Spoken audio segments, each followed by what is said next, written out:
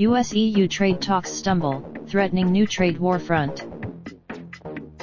Bloomberg, even though President Donald Trump held fire earlier this month on auto tariffs that have the potential to further roil Europe's struggling economy, a litany of domestic dilemmas on both sides of the Atlantic threaten to frustrate efforts at a trade pact before they've even begun. 10 months after Trump and European Commission President Jean-Claude Juncker struck a Rose Garden truce meant to clear the way for negotiations to reduce tariffs on industrial goods and eliminate regulatory hurdles, those talks are showing few signs of going anywhere meaningful.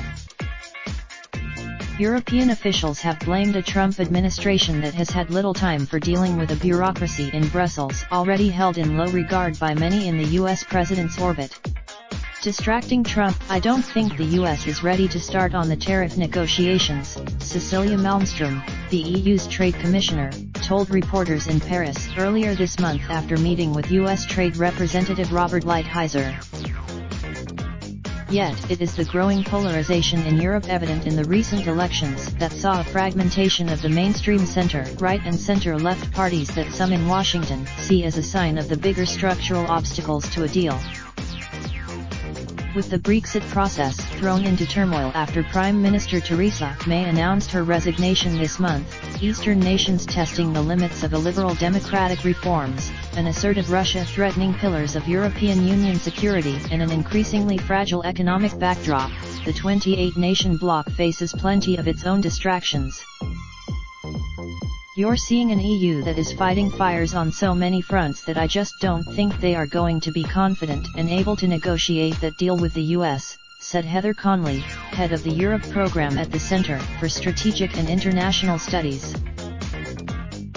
The 180-day deadline that Trump set for a negotiation with the EU and Japan over reducing their exports of cars and parts to the US holds to the president's pattern of steadily increasing pressure on trading partners to cut a deal more to his liking. As he made clear, with Japan, he may have some luck.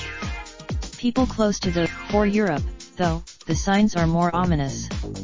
The auto deadline, moreover Germany and France, the EU's two dominant powers, appear to have increasingly clashing conceptions of the economic direction they want to take Europe in.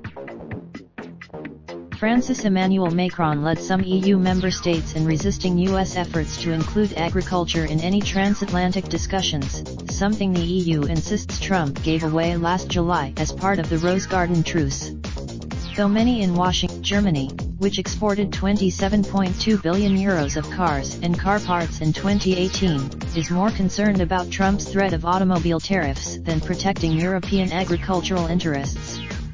The home of Mercedes, recent rounds of bilateral talks have yielded little progress and US officials have resisted even broaching the subject of autos, according to people close to the negotiations. European officials last year proposed a plan to reduce auto tariffs on both sides of the Atlantic to zero, a concession already made to Japan as part of an EU-Japan trade pact that went into effect earlier this year. But that was rejected. In talks in Washington and Paris this month, the two sides again made little progress. As if to highlight, that leaves the most likely paths either for more muddling through or for a sharp escalation. EU officials have made clear any auto tariffs would be met with retaliation, as were steel and aluminum duties introduced on similar national security grounds last year. The EU said with the current European Commission entering a lame duck phase, the global auto sector facing falling sales in markets like the US and China, and fears of a slowdown in the world economy looming large, muddling through may be the most likely option, said Conley, who oversaw relations with the EU at the State Department during the administration of George W. Bush. U.S. auto tariffs also would bite at home, where they are opposed by General Motors Co. and Ford Motor Co., and that may be a cost Trump is unwilling to bear going into the 2020 election, with key states like South Carolina home to major European carmakers like BMW AG and Volvo. Tariffs would rebound very painfully on American workers and the American economy as much as the European economy, Conley said. It's a choice.